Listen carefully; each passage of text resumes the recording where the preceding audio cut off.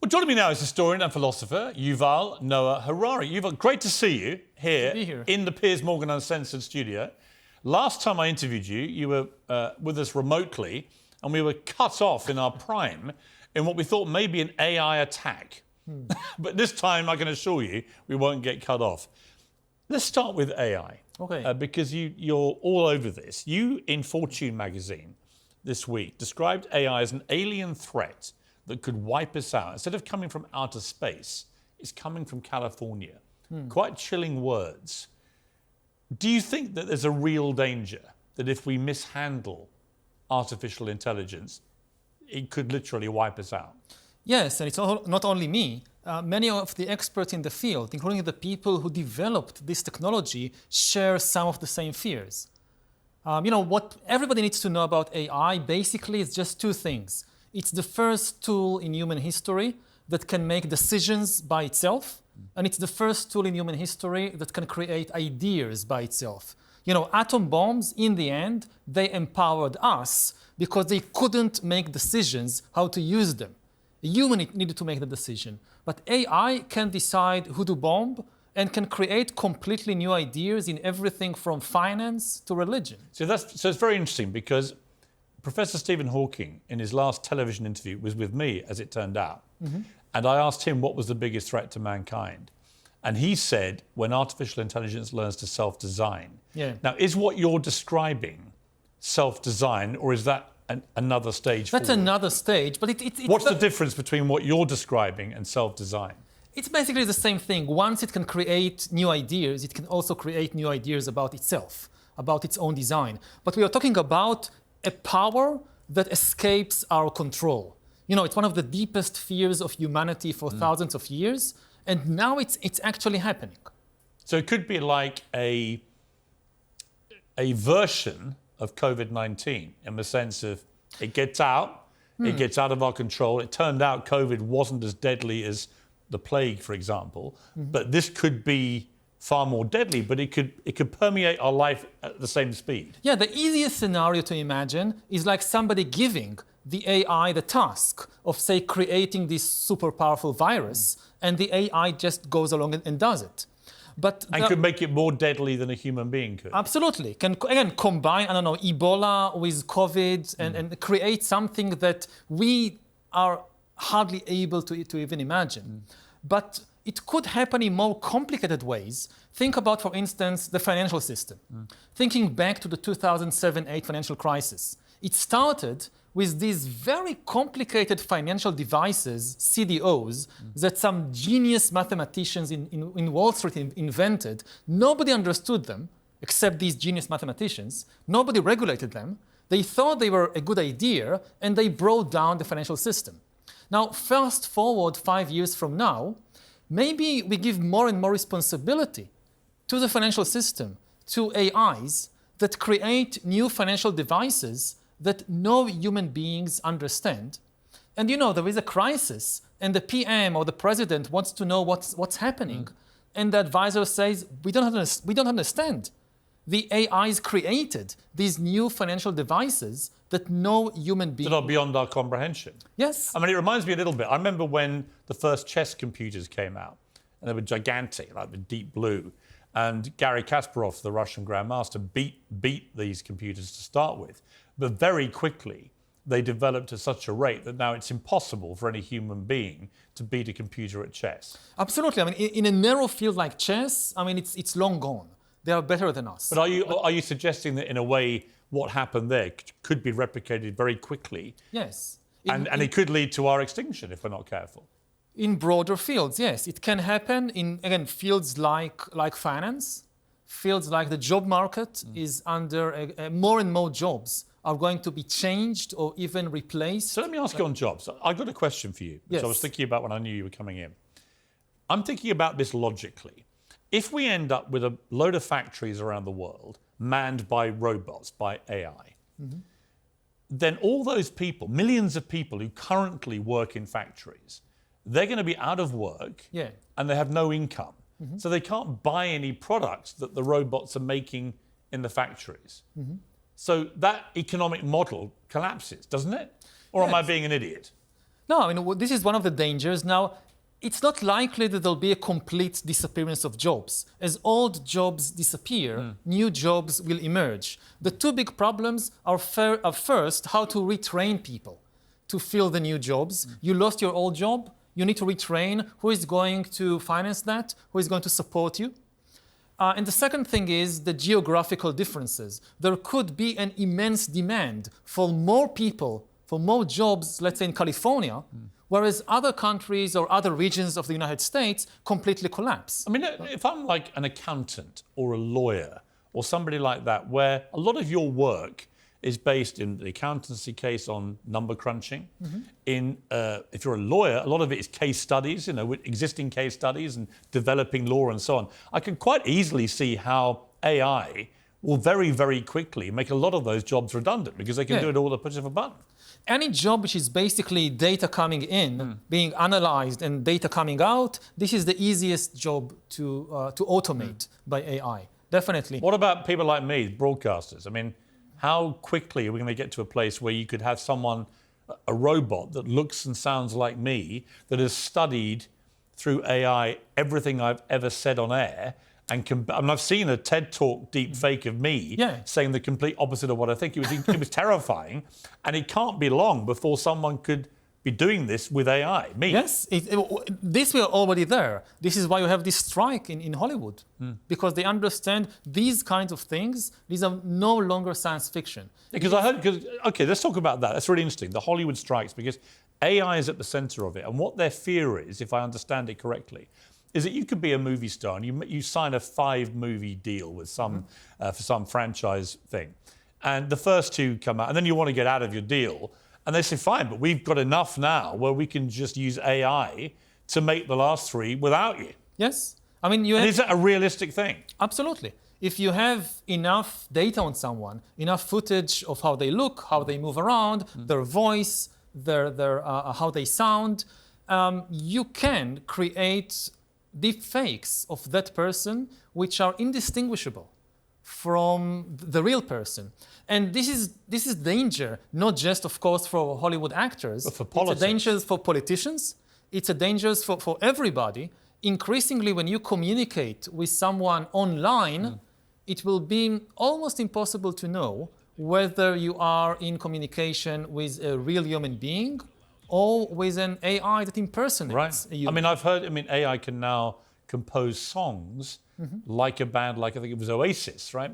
It actually did a song, AI, that was based on Oasis's music catalogue, and it sounded like an Oasis song. Yeah, and again, human society is basically based on trust between human beings. We are facing the possibility of millions, even billions of fake humans overrunning our society, leading to the collapse of trust between people. How do we stop this happening? What is the sense ban fake humans, ban counterfeit humans. Again, going back to finance, it's for thousands of years, people could create counterfeit money. And they knew if you allow this, the entire financial system collapses. Yes. So there are very strict regulations against counterfeiting money. We need the same kind of regulations against counterfeiting humans. It's okay to use AI, provided we know when we interact with it that this is an AI.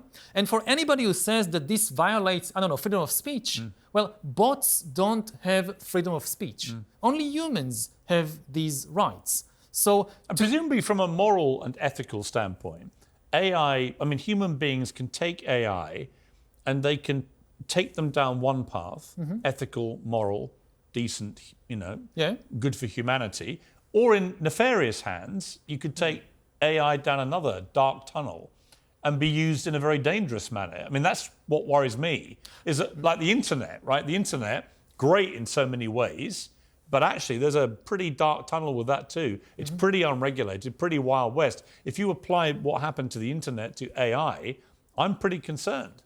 And for a good reason. Again, AI has enormous positive potential as well. Solve cancer, provide better healthcare, higher living standards, and so forth. But there is this negative potential. And it should be clear that technology is never deterministic. That we can choose what kind of technology to develop and how to use it. In the 20th century, you could use radio and electricity and trains to build a totalitarian regime like the Soviet Union, or a liberal democracy like the UK or the USA. The technology did not dictate to you what to do with it. And it's the same now with the technologies of the 21st century. But what we are seeing is that we already have the most sophisticated information technology in history, and the conversation and trust between people is breaking down.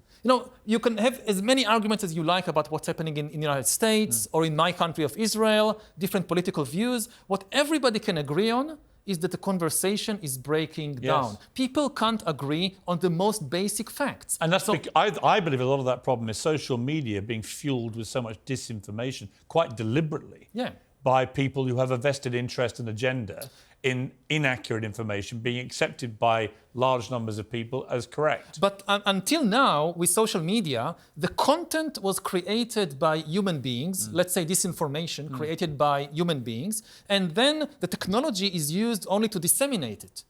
With the new generation of AI, the AI can also create the content. But I get that, but that would all be based on existing information, unless I'm wrong. So AI can take... No, it can create completely new things. So it can literally think for itself? Yes, that's the crucial... That's the difference. People say, oh, it's like the printing press. But then aren't we then at the tipping point that Stephen Hawking talked about, which is self-designing? I mean, if it can think for itself, we're at that point when it can self-design, aren't we? It can self-design itself and everything else. As human beings, we are shaped by the culture in which we live. From the moment we are born, we hear songs, we read fairy tales, we use tools, and all of these things until today were created by humans. They reflected the human mind. Now AI can basically eat up all of human culture, everything we have created, music, poetry, mythology, everything we've created for thousands of years. It can absorb it in a few months, digest it, and start spewing out basically an alien culture. And stories, music, tools created by an alien intelligence that thinks in a fundamentally different way than us. I mean, we are, in the end, organic creatures. We are based on organic biochemistry. This is not even organic. It's much more alien than an animal, an insect, even an amoeba. It's something completely different, which is not restrained by the limitation of organic biochemistry, and it is going to shape our culture within a few years. Let me try and have some positive to what you're saying, which is it's an awesome power, AI. In things like medicine, for example, we have so many cancers which have never been solved by a human brain. Is it likely in the near to middling future that AI, with these superpowers, will be able to perhaps find a cure for all cancers, for example? Yes, or at least for some of them. And this is the big promise. If there wasn't a positive potential, there would have been no danger, because nobody would have wanted to develop this thing. I mean, there is enormous positive potential.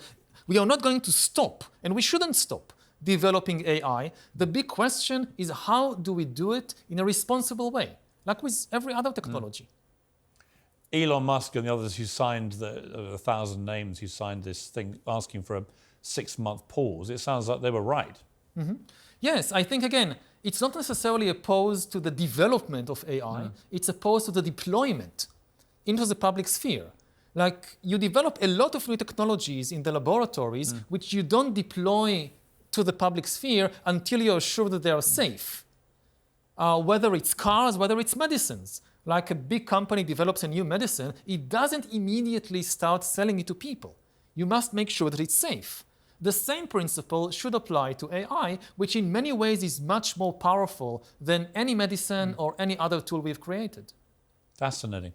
I don't want to let you go without mentioning Israel, because I interviewed Prime Minister Netanyahu recently when there were a lot of riots going on and so on. What is the current situation there? And what do you think of the way that Netanyahu and his government have gone? Well, really, to understand the situation in Israel, there is just one key question to ask. what limits the power of the government. In other democracies, you have an entire system of checks and balances. In Israel, there is a single check on the power of the governing coalition, which is the Supreme Court. If a minimal minority in the Israeli parliament, in the Knesset, wants to pass a law that, say, takes away voting rights from Arab citizens, or that criminalizes homosexuality, or that closes down independent media, the only entity that can strike down this anti-democratic law is the Supreme Court. Now they want to neutralize the Supreme Court. Once they do that, there is no check at all on their power. They can do anything they want, including rigging the next elections. So even the elections are no longer a check on their power. And have all the mass protests that have been going on, have they had an effect? When I was with Netanyahu, I got the feeling that he was very shaken by what was happening, the scale of it, and it may make him rethink. Is there any sign of that actually happening? Is he rethinking it, do you think? You have to ask him. I can't get into his mind, but definitely there has been massive protests in Israel. We haven't seen anything like it in the country's history. They have slowed down the government, but the government is still trying basically to gain unlimited power. And this is not so much just about Netanyahu in person. There is a strong ideological messianic group behind him. An extreme group that believes in Jewish supremacy and that wants to neutralize the Supreme Court in order to change the very character of Israel and turn it into something quite close to Iran, a fundamentalist regime committed to Jewish supremacy and not to the values of democracy and the protection of minority rights. Fascinating. It'll be interesting to see how it plays out. I could talk to you for hours. You're such a smart guy.